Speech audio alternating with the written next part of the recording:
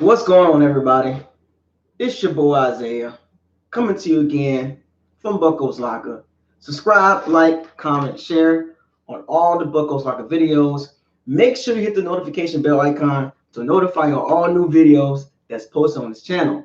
Also, follow the BucosLocker Facebook and Twitter page, BucosLocker. And if you're feeling a little generous, you can hit me up on CashApp, PayPal, Venmo. The tag name is, or the handle name is BucosLocker. $ BucosLocker, PayPal, BucosLocker, Venmo, BucosLocker. It is what it is. How's everybody doing out there? Did y'all not think I was gonna make a video? A recap video? You know I was gonna make it. You know I was gonna make a recap video. What made y'all think I wasn't gonna make a recap video? Y'all should know me by now. You know what I'm saying? Y'all should know me. Let everybody join the chat room real quick. Shout out to everybody joining the chat room. I know y'all looking forward to hearing me talk noise. And I'm about to talk some noise. Give me a second. About to talk a little noise. You know, I ain't gonna bother nobody. So what's up, man? Y'all enjoying yourself today on this Friday the 13th? I'm feeling good, man. I'm having a good day so far, a good productive day. I guess you want to call it that. But who in the chat room right now? I'm gonna give everybody some time to get themselves together. Get it. If you're on your lunch break, eating a sandwich, stop eating your sandwich and get on this live. Get in this chat room. And as you join the chat room, like the live stream. And make sure, if you haven't subscribed to this channel yet, we are at 500 subscribers, or at 499. Might as well say 500. But yeah, we pretty much at 500. And it hasn't even been a month yet. So let that sink in. Join the chat room, everybody. Join the chat room.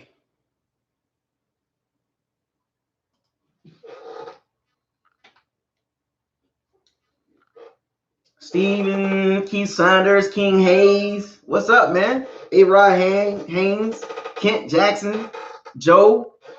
Hey, Keith, I'll be at the game next Sunday with my brother, man. You know what I'm saying? I'll be at the game with my brother next week, man. So what's up, man? What's the deal? What's the deal? I'm gonna give everybody some time. Chat room. Okay, you joining the chat room. You gotta like the live stream, man. You know what I'm saying? You gotta like the live stream. You know what I'm saying? Y'all know better than that. So shall we get down to business? Shall we get down to business? Shall we?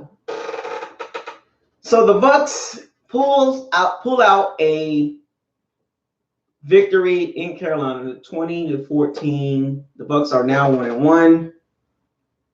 And I turn on ESPN and NBC and CBS and Fox Sports and NFL Network, and all I'm hearing is Cam this, Cam that, Carolina Panthers this, Carolina Panthers that. Oh, Cam is hurt, something wrong with him.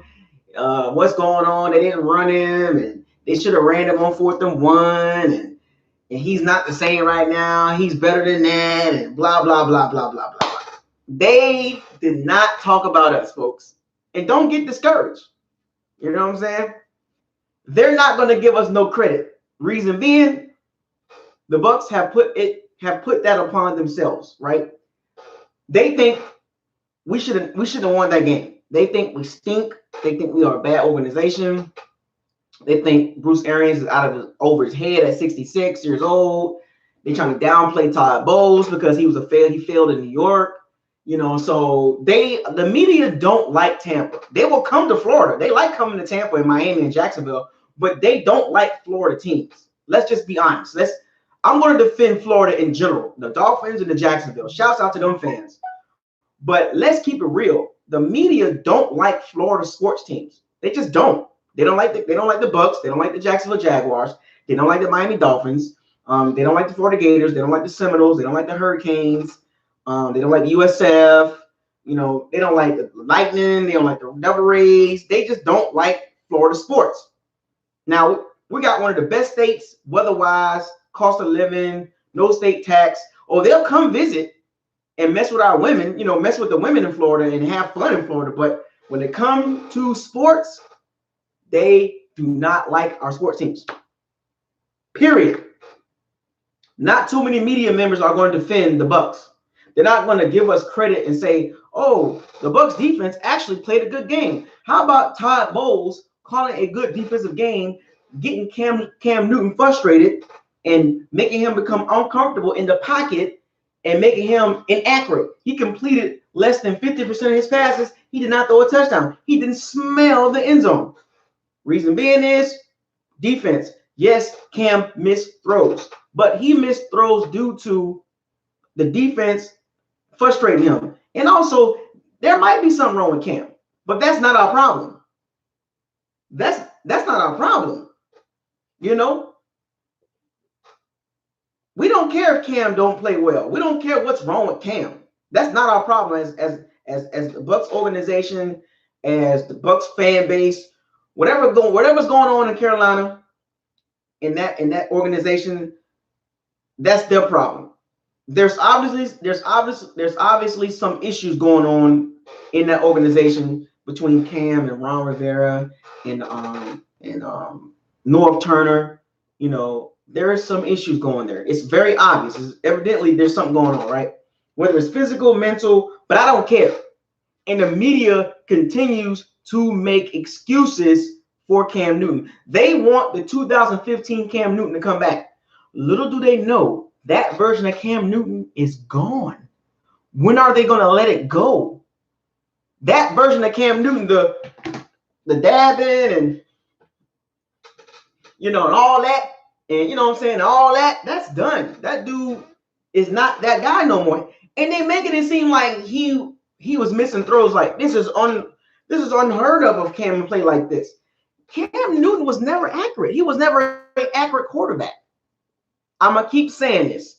As far as quarterback, I will take Jameis over Cam. Quarterback, not player, just quarterback.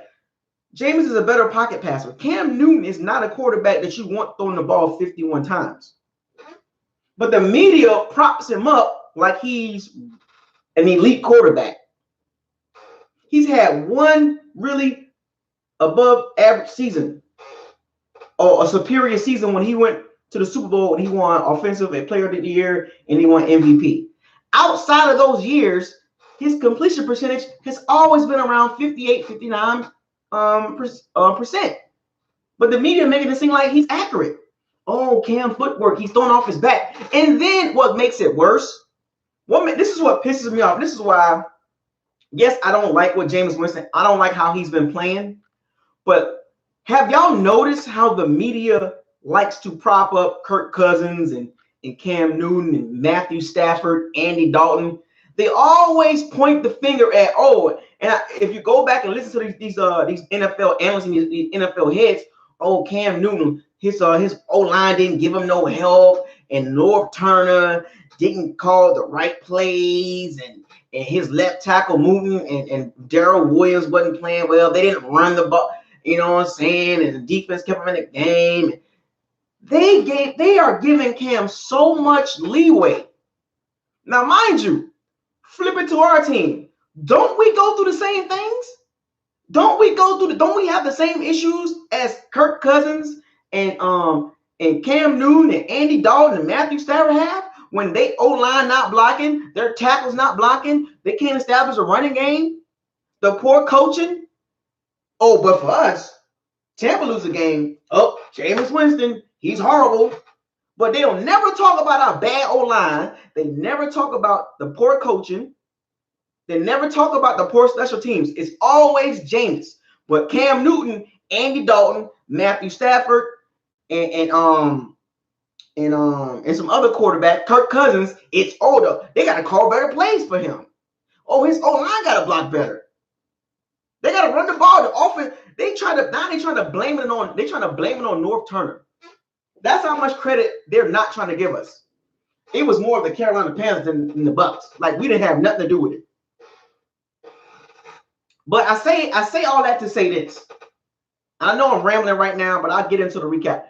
I say this to say all that. I say all that to say this. Let them keep thinking like that. We can continue to fly under the radar.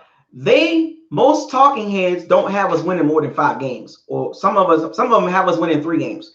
Let them continue to talk like that about us. That's fine. But the more we keep winning, the more respect the Bucs are going to get. That is the key. I'm telling you, when it comes to the Tampa Bay Bucs, the media always downplay us. Always. And it's getting ridiculous, man. But how mad can you get as a Tampa Bay Bucs fan? Let's be honest. How can you be honest? How mad can you get at the media? We afflicted this upon ourselves.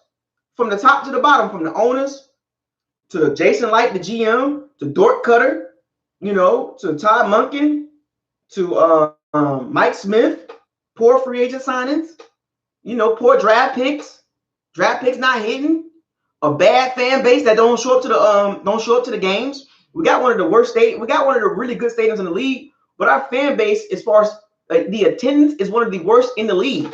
So you think they're gonna respect us in the media? The media don't give a damn about the Tampa Bay Bucs. All they care about is bashing Jameis Winston, just like most of our fan base do. I've bashed Jameis Winston. Of course I did. I've been supportive of Jameis Winston. Give a damn about the team, especially Jameis Winston. So this is why the media some of the fans don't give at our fan base and our stadium and our team and our owner in a poor choice. They look at us like we're just basically peasants. Like we're not supposed to win. We're not supposed to beat the Panthers. We're not supposed to beat the Panthers? No. Get out of here with all that. Why are we beating the Panthers? That's not right. But that's okay. The more you win, the more respect you get as an organization. And they might have doubts about Bruce Arians, but that's fine. But I told y'all this. Coaching matters. Go back and look at my before the season start video. Coaching matters. Now, Bruce Arians, one thing, this is why I know we're gonna do good with Bruce Arians. Whether we win 7 games, 10 games, whatever, we're gonna do good. Bruce Arians in the game, 4th quarter, 4th and 2, calls a timeout. Todd Bowles sees something that he don't like. Bruce Arians panicked. He calls another timeout. So when you call back-to-back timeouts, in the rule book states that you're delaying the game, and that's a 5-yard penalty. But luckily, they was inside the 5-yard line. It was just half a distance to the goal. So instead of 4th and 2, half a distance to the goal, which made it 4th and 1. And after the game, this is how you know Bruce Arians he knows it was a mistake. He admitted it. He admitted it was a mistake that he called a timeout back-to-back. And he explained it. He said, I almost cost my team the game. He blamed himself. He took total ownership. Now, let's compare that to last year's Dort Cutter situation. Cincinnati Bengal game, or was it the Cleveland Brown game? This knucklehead calls a timeout. Oh, he throws a challenge flag in overtime. Think about that. It was either overtime or in the 4th quarter. He threw a challenge flag when the booth was going to challenge it anyway. Dort Cutter never took the onus of his mistakes. He always seemed to deflect like the Matrix. He always deflect his mistakes. This is how you know we have totally upgraded the coaching staff. Bruce Arians, Dort Cutter. Not even close. After the game, Dort Cutter couldn't even accept responsibility. He threw a challenge flag. How do you not know that challenges are automatically replayed in the game? He didn't admit it after the game. He almost cost us the game with that stupid crap. And even throwing a timeout, freezing our own kicker, he almost cost us the game. This dude is ridiculous, but Bruce Arians is going to fix all the mess. Dork Cutter, yes, I said it correctly. Dork Cutter has implemented a losing condition that needs to be rinsed from the team. It needs to be washed from the team. Because y'all know, just as I know, on BucosLocker, y'all know, y'all seen me last year. In games like that, we would have lost. Y'all know the record when it comes to games being lost with 7 points or less. We don't win games like that. Last year and the year before, we can't win games like that. Y'all know I'm right. And if you kept watching the game, if you watched the post game press conference of Bruce Arians and Jameis, they even put a camera into the locker room. Did y'all? If you haven't seen it, go see it. The locker room was crumpled. The locker room was crumpled. Everybody was happy. Bruce Arians, he is trying to teach us how to win. God knows how long Bruce Arians is going to be. Is he going to make it through the whole contract? Probably not. But he's teaching us how to win. We don't know how to win. That's the big problem. We don't know how to win. We have to relearn. We have to be reprogrammed as a team, as a fan base, to accept our team as winners. Even after the win, if you go into some of them Facebook groups, all they talk about is Jameis Winston. Still, even after the win with no interceptions, they still talking about it. Won't give him no credit. Some do, some don't. But as long as the Bucs keep winning and playing good defense, we're going to be fine. I'm telling y'all, Bruce Arians is an upgrade. Todd Bowles is an upgrade from Mike Pathetic Smith. He's an upgrade. Mark Duffner, not good. Matter of fact, give me a status check on Mark Duffner. Because we know Mike Smith ain't coaching this season. Where the hell is Mark Duffner? Where is Brinson Buckner at? Where's the Bucs staff at, huh? Does anybody know? Can anybody locate where the Bucs staff at from last year at besides Dork Cutter and Todd Monken? And Dork Cutter and Todd Monken, we already know where they're at. And where is the rest of the staff at? They probably don't even have any jobs. Brinson Buckner is on the Raiders team. Dysfunctional organization. Go figure. Ain't no good team finna hire Brinson Buckner, the rah-rah defensive line coach. Rah-rah-rah. No, nobody wants Brinson Buckner as a D-line coach. Even Bruce Arians didn't want him, and he used to play for Bruce Arians. Come on, folks. Bruce Arians has to get rid of this infection, this virus that has been created over the years with Dork Cutter, Mike Smith, Lovie Smith, Greg Schiano, Raheem Morris. You got to cut out this cancer. We've had cancer for a long time. We've had cancer for a long time, folks. It's time to cut it out. And Bruce Arians is the right guy for it. But anyway, let's get to the game. I digress. Now this recap. 20-14, Jameis Winston had a efficient game. Should have had two or three touchdowns, but Rashad Perriman, God knows why is he even still on the team. And Mike Evans I think Mike Evans still trying to get in football shape. Or get over that sickness. I don't know what's going on with him. But he finishes 16 for 25 for 208 yards, 1 touchdown. QBR is a 59. Passer rating was a 103. If that means anything to y'all. Peyton Barber had 23 carries for 82 yards, 3.6 yards of carry, and a touchdown. Now, a lot of people saying, 3.6 yards of carry. He should have had a little bit higher, but due to his lack of explosion, That's what we're going to get out of Peyton Barber, a consistent running back. He's not going to wow you with a lot of runs. He did have a run for a touch. It was a good run. But he's not going to wow you with explosion plays. So if Peyton Barber plays games like this, I'm fine with it. But we still need a running back that can make some like real explosive plays. And that's what Ronald Jones is there for. And he'll get his carries, but Ronald Jones got nicked up yesterday. So I know a lot of people had questions about, I even had questions. Where's Ronald Jones? Where's Ronald Jones? He got nicked up. And then Bruce Arians was like, Peyton Barber had the hot hand.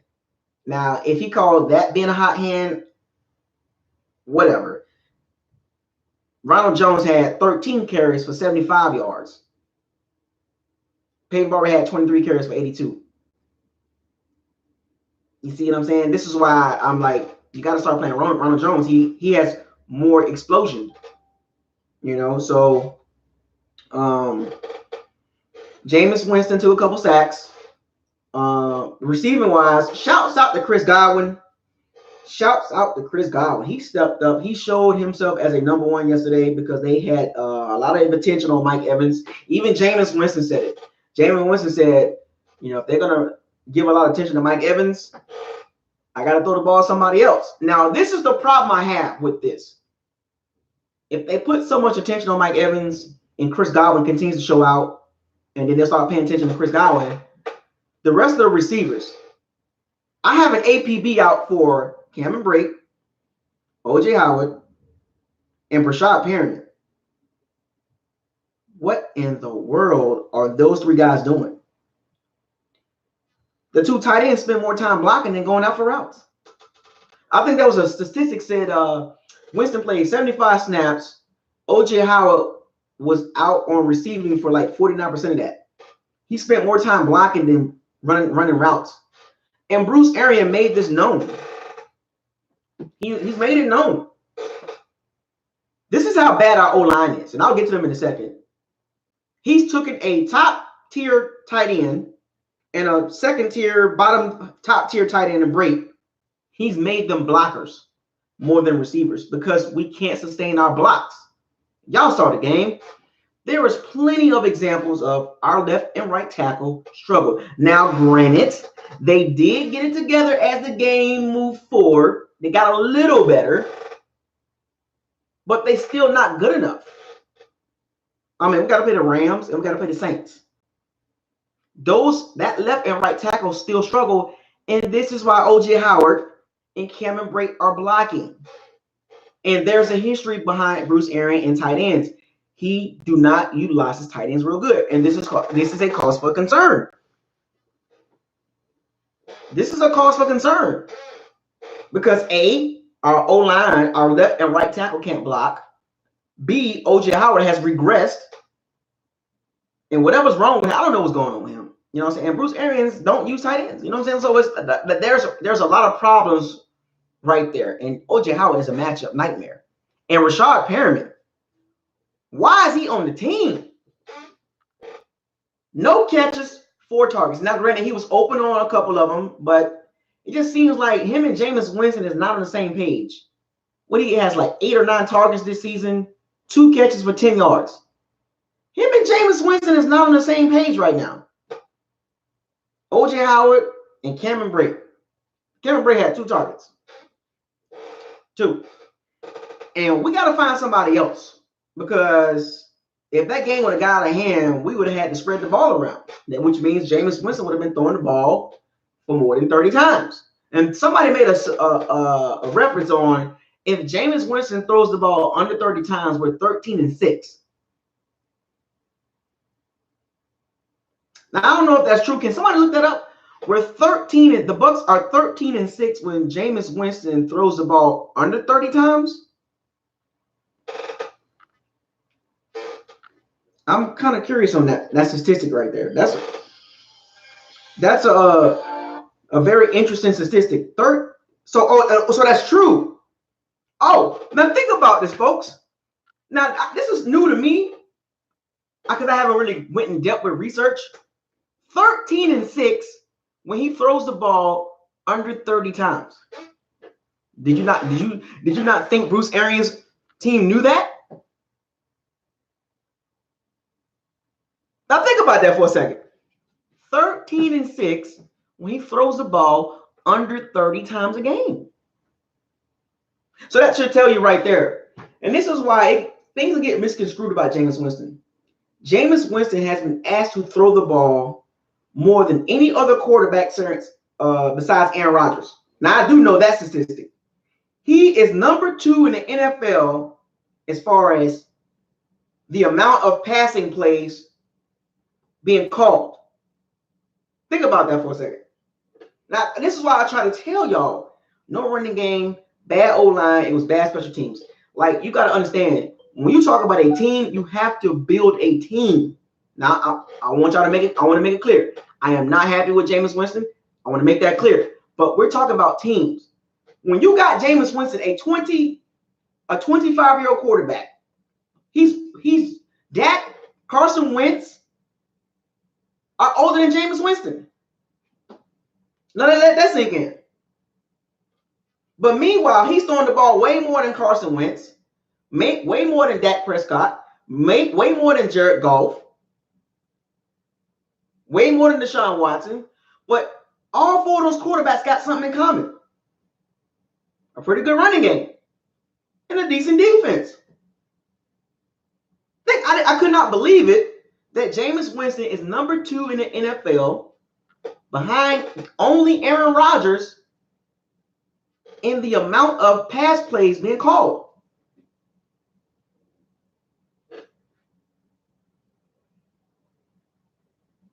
That's crazy. And we've had one of the worst running games. So, did you not think Bruce Arians going into this game know that? I guarantee you his staff knew this. His staff knew that we're going to give Jameis between 20 and 28 passes. And we're going to run the ball. They ran the ball 31 times. They threw the ball 25 times. They ran the ball more than they threw the ball. Now think about that, folks. This game should tell you how the Bucs offense is going to be. And there's going to be some frustration. Like me, I'm frustrated. O.J. Howard, Cameron Brate, Rashad Perriman. But this is what the offense is going to be until we get it figured out. It's going to be a lot more runs than passes. It's going to be some weird play calling on certain downs and distance because they don't want to put Jameis Winston in the position of making a mistake. Now, granted, against the 49ers, he threw 3 picks. One wasn't his fault, and the other 2 was, questionable, but he threw them. He was throwing to a spot, and the receivers wasn't there. So what they did this game is they reshuffled the game plan. I guarantee you, go back and watch the film. This playbook is scaled down. Bruce Arians' playbook, his offense is very complex. Carson Palmer said it. Carson Palmer said it takes 3 to 6 weeks to get the offense down pat. It's a complex offense, and it's scaled down right now. I had to go back and look. The offense is scaled down. This will be that's right, Zeke Edwards. That's right. This is the game. What y'all seen last night is the game plan moving forward for the next 6 to 8 weeks. So deal with it. There's going to be some games. There's going to be games like this for the next 6 to 8 weeks. Yep. So prepare yourselves. I have to prepare myself to expect games like this. 32 rushes, 27 passes. 33 rushes, 25 passes. Keep the ball out of Jameis Winston's hands for right now until he gets the offense. They tried it against the 49ers a little bit, and it got out of hand. I know we don't like it because we watch the Eagles. We watching the Rams and the Saints throw the ball around, the Chargers, the Patriots, the Texans, they throwing the ball around. We can't do that right now. This is a whole new system. I was frustrated with it. When you go back and watch the game from week 1 to week 2, I see what Bruce Arians is doing. It's a winning formula for Jameis Winston right now. It keeps the turnovers down. It keeps the clock running, and it pounds on the team and gives our defense a rest. I mean, think about it. 31 attempts. That's a lot of rushing attempts. That gives the defense a chance to rest. How many times we've seen our defense get right back on the field after a 3-and-out under Dort Cutter? Defense make a stop, Bucs get the ball back, 3-and-out, punt the ball, defense back on the field. That's not going to happen with Bruce Arians a lot. I'm telling y'all. And I mean, don't get me wrong, I'm not a big fan of Byron Leftwich. I mean, I think his play calling skills is still rudimentary, very rookie-ish. His first year actually calling the plays like totally as an OC. He's been rushed as an OC. He wasn't a great quarterback, but sometimes those guys become good OCs. Look at Kellen Moore in Dallas. Kellen Moore was the quarterback at Boise State. I remember him. Kellen Moore. He's the OC of the Cowboys. Did y'all see how Dak looked? Sometimes it's not always about being a top-level quarterback. Some of those guys that's backups, third strings, become really good OCs. You want to know why? They spend a lot of time studying tape for the starting quarterback. So, granted, I'm not a big fan of Byron Leftwich right now after 2 games, but he might turn out to get better as the season goes. The playbook will open up, hopefully. So this was an interesting game plan for the Bucs. It was a game plan that surprised. It surprised me a little bit in certain downs and distance, but I get what Bruce Arians is trying to do. 13-6 when Jameis Winston throws the ball under 30 times.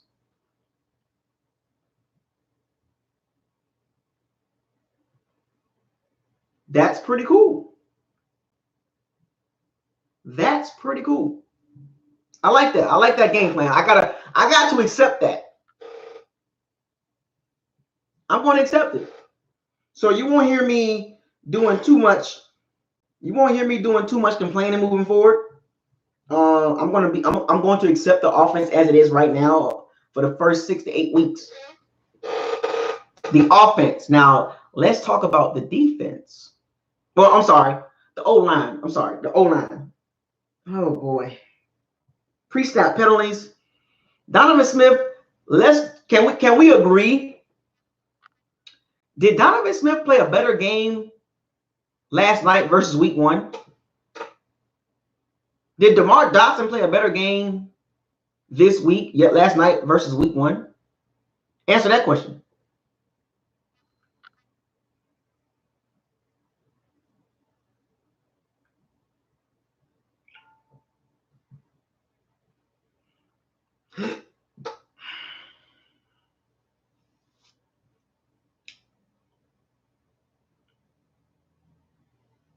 Did those 2 guys play a better game last night versus week 1?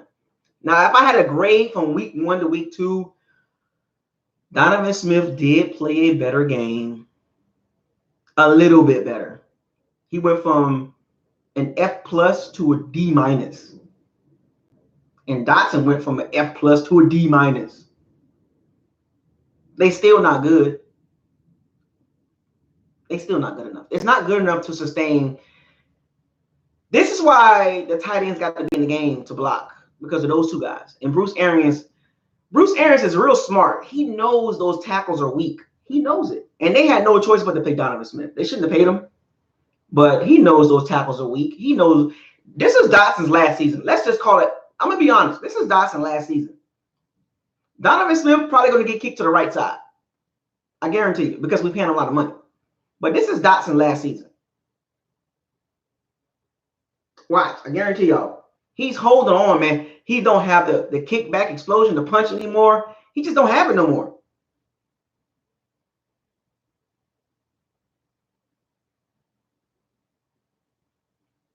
Dotson struggled against Brian Burns. Brian Burns was getting him, man. So this is why the tight ends are in there to block. And O.J. Howard did block a little bit better this game. If I had to grade O.J. Howard from game 1 to game 2, even though as far as his receiving is still an F, but his blocking did improve. Okay. So I will say that.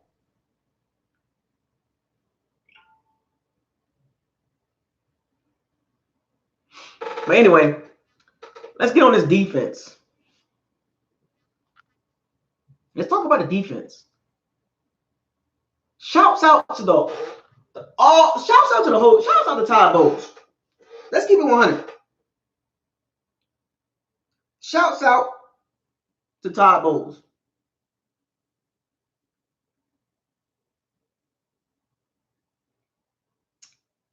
He did the damn thing. I like what he did. Good game plan. Now, as far as individual players, we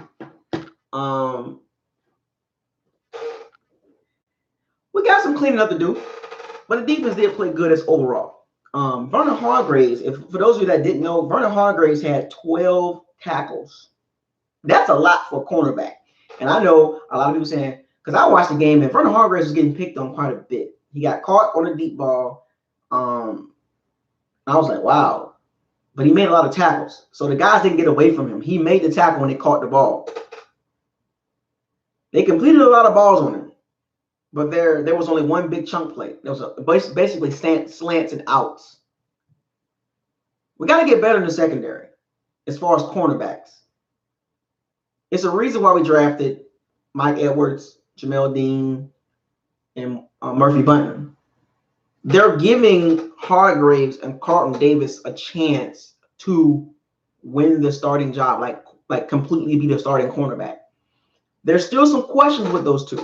Yes, Vernon Hargreaves made the play to help us. He made the play of the game, I guess you could say, on Christian McCaffrey. But we can't overlook the lack of cover skills,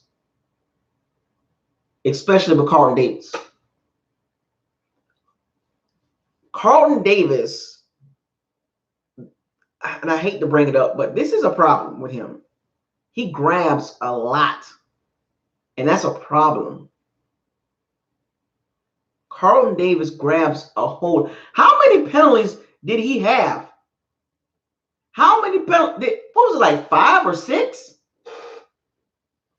I mean, these are a drive. Like, these are penalties that help the Panthers out. If Carlton Davis don't have penalties, the Panthers don't even get 14 points.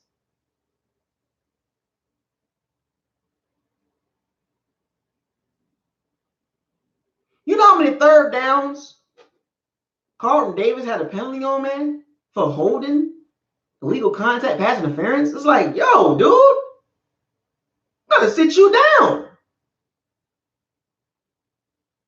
He almost cost us this game. And then the plays that he did not have penalties on, there's a few plays that he was beat. I'm not trying to be negative. There was a few plays that he was actually beat. That Cam was inaccurate with the ball. Let that sink in. Carlton Davis is a problem. If he keeps this up, he's going to be a problem for the team. Carlton Davis and MJ Stewart are going to be major problems moving forward. I don't know how Todd Bowles is going to cover them up, because there is no way Carlton Davis should have had that many penalties. How many penalties did he have? Was it like 5 or 6? Like, that's unheard of as a cornerback, a starting cornerback, second year in the league. He had like 5 or 6 penalties on him by himself. He single-handedly kept Panthers drives alive.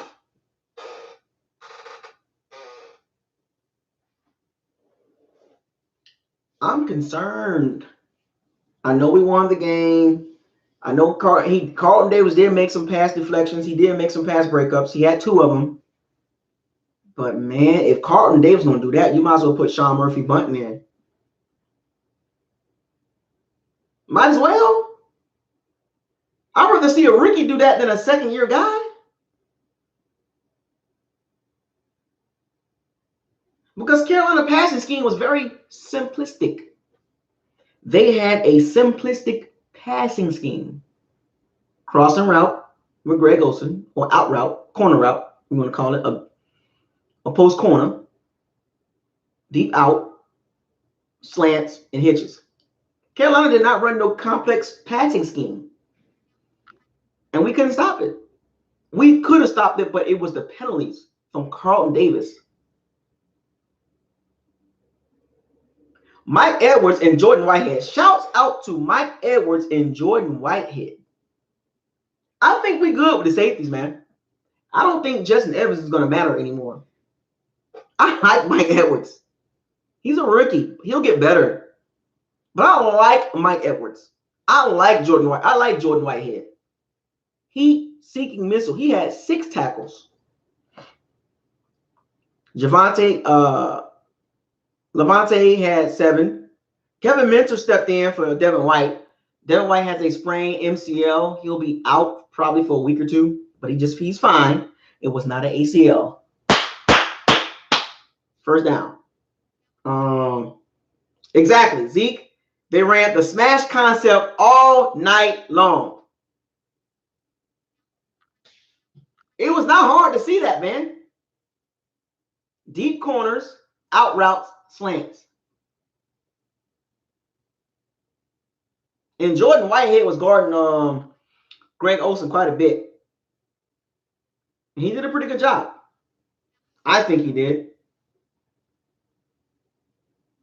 Greg Olsen had 6 catches for 110 yards. Now, the big chunk of those yards came on a play with Kevin Minter was not deep enough. It was a smash concept.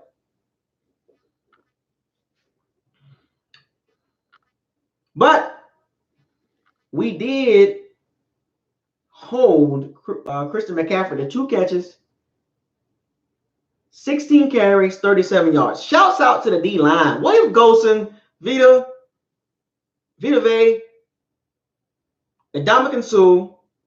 Shouts out to them. They did a hell of a job in eating up those blocks.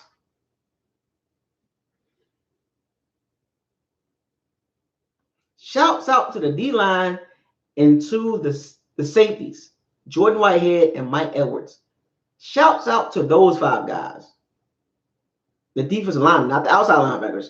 The Dominican Sue, Vita Vea, William Golson, Jordan Whitehead, and Mike Edwards. Up the middle. Up the middle, the Bucs are strong. Right up the middle, we're strong up the middle. From the D-line to the linebackers to the safeties, we are strong. We're a little weak outside the corners.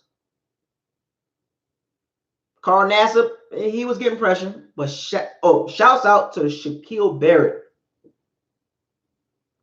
Shaquille Barrett played a hell of a game. He had 3 sacks. He could have had 5. He got that from Von Miller, folks. He played with Von Miller for a couple years. He's learned from the best. DeMarcus Ware, Von Miller. He's learned from best. So what did y'all expect, though? Eventually, he was going to turn up, right? Basically, if a team got a weak left tackle, good luck in blocking that guy. He was so quick off the ball. That was crazy. All 3 sacks came from Shaquille Barrett. Shouts out to Shaquille Barrett. And also another shout out I want to give to is Vita Vea. That boy, I think he's on his way to being a Pro Bowl, going to All Pro. I know I was not big on the pick, but this dude is a monster at the nose tackle in the 3-4.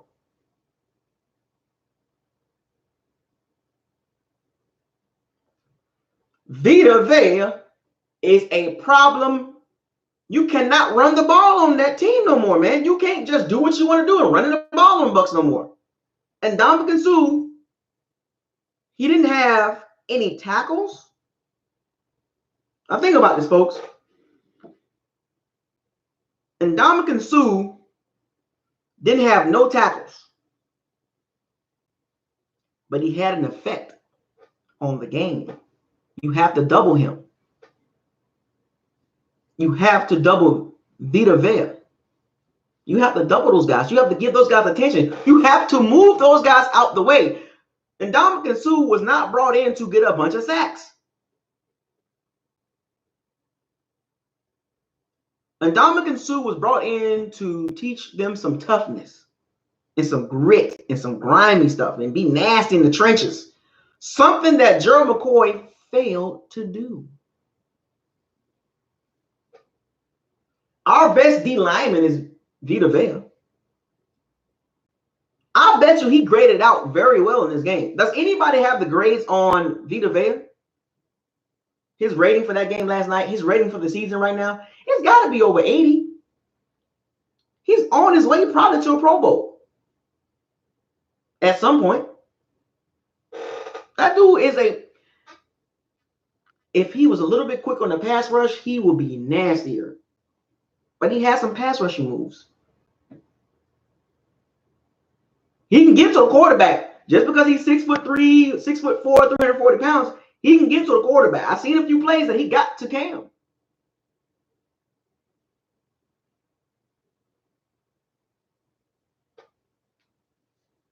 Vita Vea is, I wanted Derwin James. I wanted Minka Fitzpatrick. More on that in a second. But man, you ain't finna run the ball on us like that anymore. And we are tackling them much better. Remember, we had a problem with tackling? We tackled very well this game.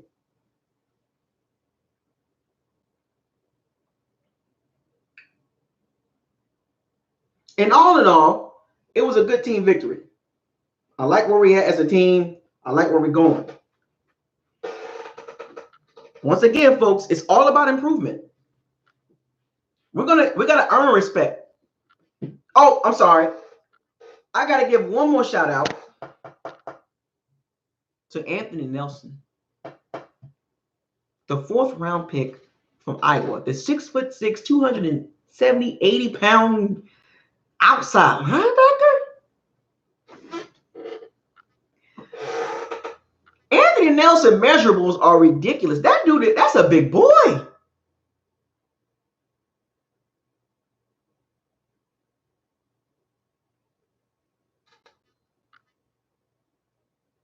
Anthony Nelson is a big boy, 6'6", 270, 280 pounds, playing outside linebacker. Pass deflection, forced fumble, 4th round pick. That was a steal.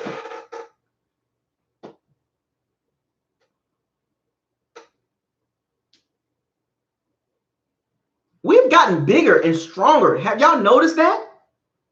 The Bucs have gotten bigger and stronger now. Like, we are a more physical team. We punch people in the mouth now. We did it to San Francisco. We did it to the Carolina. I know people want to say, oh, look, that's San Francisco offense. And that's Carolina offense. But who picked us to win those games? The defense hasn't allowed a touchdown in 2 games.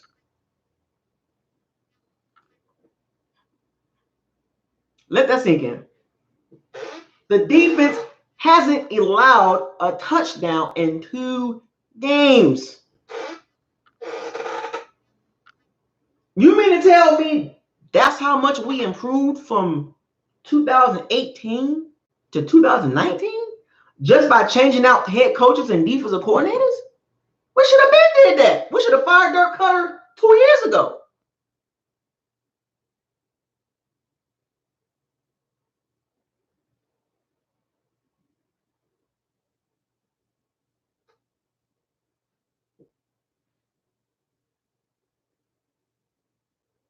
Oh, that's right. I'm sorry. The Bucs defense have allowed 1 touchdown. I'm sorry. You're right. The MJ Stewart getting burnt in the trail technique. My bad. My sorry, folks. I'm sorry, my Pirates and my Sea Bandits. I wasn't thinking about it. MJ Stewart did allow a touchdown. He got burnt. He was in the trail technique. So the Bucs have allowed 1 touchdown. Defense, 1. How many times in these 2 games have the San Francisco 49ers and the Panthers have been in the red zone? We are playing good on 3rd downs too. The Panthers' 3rd down conversion was not even that good. The Panthers on 3rd down was 3 for 14.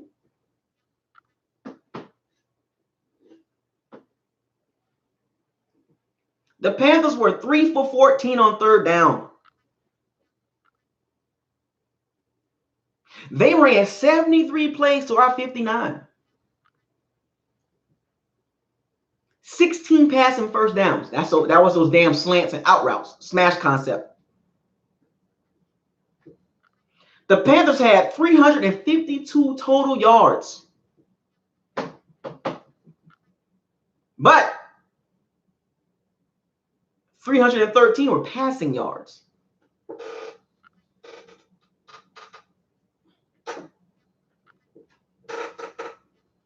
$313 of those 352 yards were passing. But it took Cam Newton 51 attempts to throw for 313 yards. So you really look at it like, okay, yeah, we gave up almost 40 yards total offense, but that was a lot of fluff yards.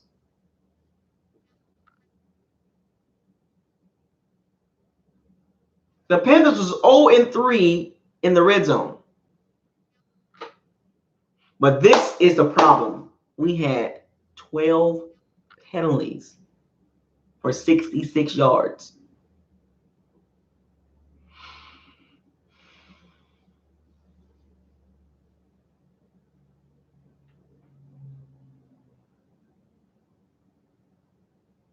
We had 12 penalties as a team. I think 5 or 6 of those was Carlton Davis. I think Donovan Smith had one. Dotson had one. And Carlton Davis had like 5 of them himself. Ridiculous. The Panthers had 3 sacks. It was 3 quiet sacks. Most importantly, we shut down Christian McCaffrey. I'm going to say this again, folks. Our D-line, our run defense is going to be a problem. No more just running the ball on us like you just feel like it. Think about this. Our run defense has improved, and our running game has improved, which is going to help Jameis Winston and also help the secondary. By making a coaching change offensively and defensively, we're a much better team. Just by looking at that.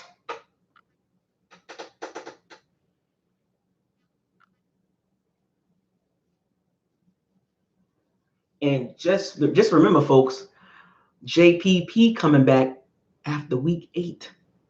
Him and Shaquille Barrett. First down. JPP, Shaquille Barrett. Woo! All I can say to defense, we can only go up from here. We're going to get the respect as long as we keep improving every week. We're going to get the respect. Stay tuned, folks. The media might not like the Bucs, especially Jameis Winston, because none of them talked about he played an efficient game. They all talked about Cam Newton, and it must have been Norv Turner's fault. Cam Newton must be hurt. Cam Newton need to get back to doing the read option, RPO, and the David and the Superman. Let them talk.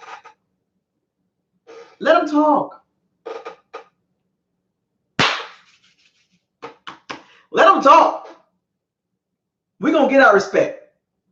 They're going to respect us around week 8. We're going to surprise a lot of people. Don't be surprised we 5-3, 4-4. Don't be surprised. Don't be surprised. Hanging around, you know what I'm saying? We got some tough games coming up. Out after the Giants, we got the Rams, the Saints. Then we go to London for the Carolina game, and then the Tennessee Titans. So we're going to be away for quite some time. No home games for a while. Oh, so Carlton Davis has 6 penalties? We had 12 penalties as a team. Carlton Davis had 6. Whoo! 6 or 7 by himself. That's absurd, folks. But the media did not pick us to win, and they damn sure was waiting on Jameis Winston to do bad. Because you could tell they want him out the league. Let's be honest. Let's call it a spade a spade. Most of our fans don't like him. I get it. But the media, they don't even want him in the league. Like the overall consensus, man, they don't like Jameis Winston. If Jameis Winston would have had a bad game, they would have hammered Jameis Winston. They were so ready to talk more about how bad Jameis Winston played, and then he plays an efficient game. They don't even really talk about it. So it's going to be games that he plays good, and they're not even going to talk about it. They're going to be like, watch this. He's going to play bad every week. Every week, they're going to be waiting for Jameis Winston to turn the ball over so they can talk about him. They're not going to talk about when he does something good. They're not going to talk about how bad our left and right tackles are. They're not going to talk about that. They're not going to talk about the lack of production from the tight ends. They're not going to talk about that. No production out of the slot receiver. They're not going to talk about that. James, 2 interceptions. Oh, James had 3 touchdowns, no interceptions. 3 touchdowns, no interceptions. In other news, Matthew Stafford had 3 touchdowns, 2 interceptions, and the Lions win a close game. Like, wait a minute. James Winston had 3 touchdowns, no interceptions. You ain't going to talk about that? Nah, because next week he's going to throw 3 interceptions. That's what they do to James Winston. They don't care if you do good. They don't care. Special teams, Matt Gay missed the field goal, but that's okay. He has a problem between 30 and 39 yards. He got to clean that up. Matt Gay made his extra point, and he made his field goal. 1 field goal. Or 2 field goals, I think. It was 2, I think. But outside of that, man, I mean, and Bobo Wilson fumbled the ball on a punt return, but he got it back. Matt Gay made 2 out of 3 kicks, so that's good. So Brad Pinion had 6 punts for 49 yards average, which is pretty good. 49-yard average, that's pretty good. Outside of that, man, that was a good team victory, man. Special teams, running game, defense, and a little bit of passing in there, some good coaching. We'll be all right so far. Devin White, he has a sprained MCL. Devin White has a sprained MCL. He'll be fine. Oh, it's very comical. 813. It's very comical. It's very comical. Very comical. Very well comical. Other than that, folks, that's it. That's my live stream, my recap of the Tampa Bay Buccaneers beating the Carolina Panthers 20-14 in a tough road victory. We're 1-1, and we have the Giants in 10 days. And I'll be at that game. I will be at the Giants game. I'll be up there early. I'll be up there around about 1 o'clock Eastern Standard Time with my brother. We're doing some streaming out there. Let's get this channel to 1,000 subs. We're past 500 now. Let's get it to 1,000. It's almost about a month since the new channel started up. Let's get it to 1,000 before the Giants game. That's the goal. Get the channel to 1,000 subscribers before the Giants game. We got like 10 days, okay? I think we can do it. We gotta get this channel back to almost 3,000 subs. We gotta get to 1,000 before the Giants game. So make sure you share this video. Make sure you remind everybody that the Bucs Facebook groups and across social media to subscribe to BucosLocker, the livest Bucs channel on YouTube. Anyway. Oh, random. And I see people talking about it. Mika Fitzpatrick is available for trade. Shouts out to Shotgun Shug. Random. He's available for trade. He's been granted a request to seek a trade. What should the Bucs do? Should we trade for Mika Fitzpatrick or not?